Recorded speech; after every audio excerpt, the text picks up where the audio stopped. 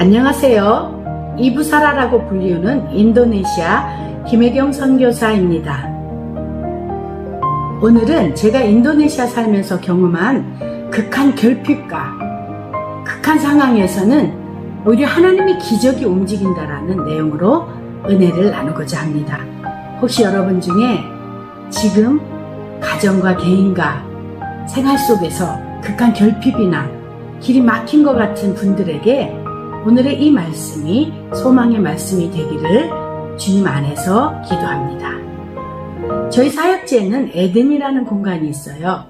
그 에덴은 교사 모임을 하거나 작은 모임을 하거나 단기팀이 오면 음식을 해먹고 식사도 하는 그러한 다용도 공간이었어요.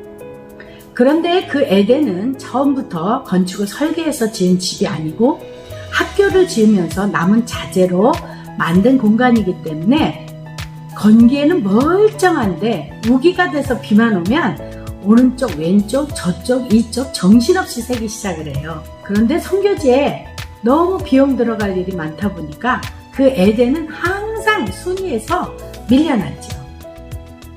그래서 이것을 어떻게 할까 고민만 하고 있었어요. 그런데 저희 사역지에 3명의 맥가이버가 있었더라고요. 바스티안 전도사, 멜피, 제프리 실습 사역자가 자기들이 고쳐보겠다고 하는 거예요. 저는 저들이 이런 지붕을 고칠 능력이 있다는 것은 상상을 못 해봤어요.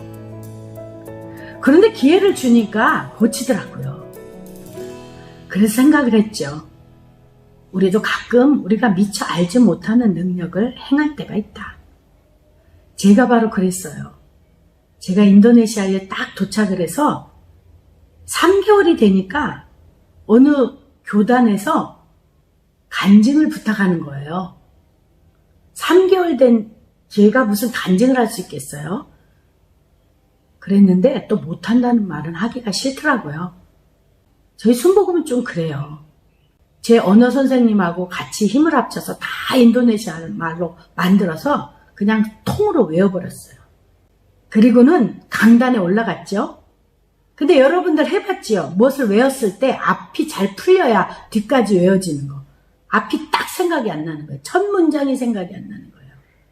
그래서 제가 내린 처방은 저는 찬양을 먼저 하겠습니다. 그리고 주 하나님 독생자 예수 이거를 불렀죠. 2절을 부를 때까지도 앞에 그 문장이 생각이 안 나는 거예요.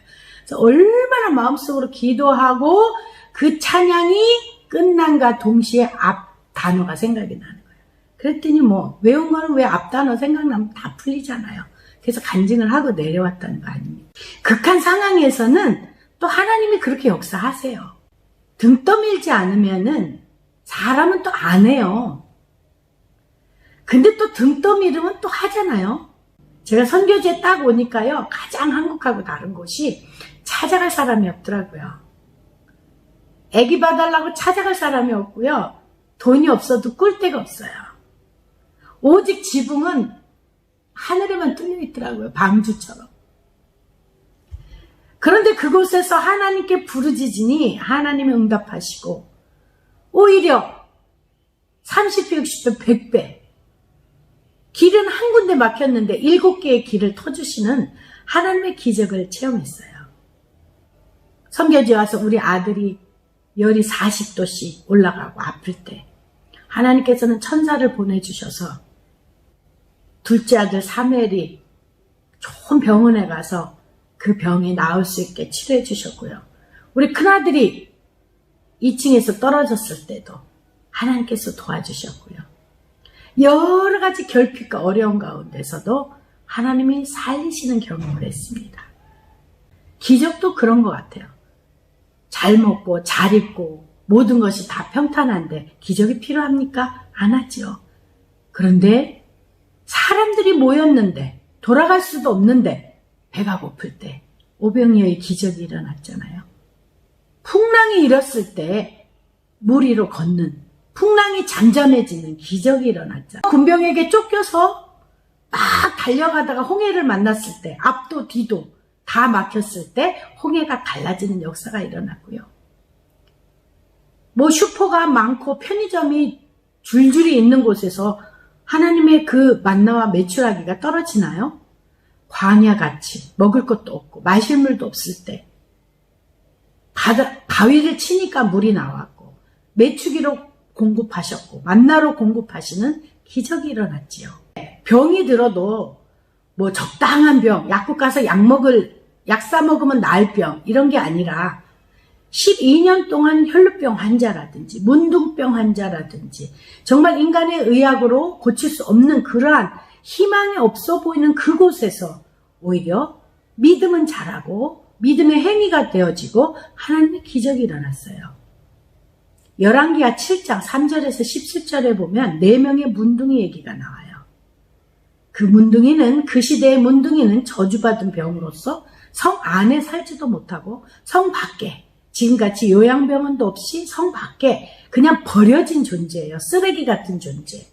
죽어도 되는 존재, 밟혀도 되는 존재, 굶어도 되는 존재. 그들이 마음을 먹었어요. 우리가 앞으로 가도 뒤로 가도 죽는다. 그럴 바에 차라리 적군에 가서 한번 시도해보자.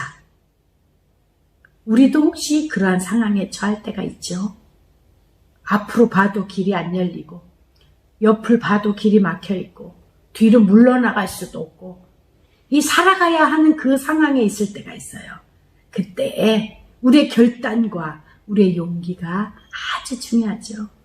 그 문둥병자들은 적군으로 갔고 결국 하나님의 역사로 그들이 걸어오는 그 걸음이 철병거와 말이 오는 것 같은 소리로 우레와 같이 들려서 적군들은 다 도망을 했어요. 그래서 그들은 가서 그것을 먹고 그들은 동족을 생각해서 결국 이스라엘의 군사들에게 말했고 결국 이스라엘의 승리와 이스라엘의 그 기근을 해결해 준 것은 아주 칼을 잘 쓰는 용사도 아니고 지혜가 뛰어난 그 모사가가 아니고 4명의 버림받은 문둥이였어요. 왜? 성 안에 있는 사람은 아직 성벽이 그들을 지켜주잖아요. 아직도 견딜 수 있는 힘이 있잖아요. 그렇지만 4명의 문둥이는 적증을 가지 않으면 죽을 상황이었어요.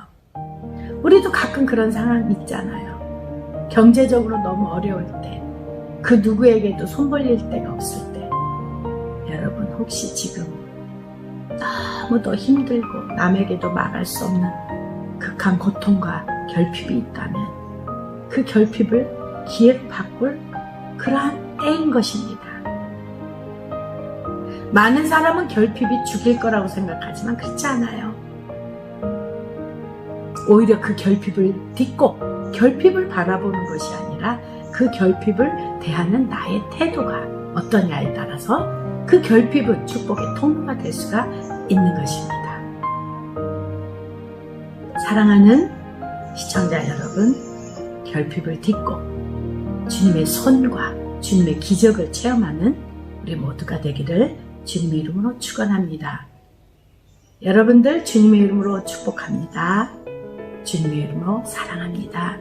우리 다 같이 결핍을 딛고 일어나서 주님의 기적을 체험했으면 좋겠습니다.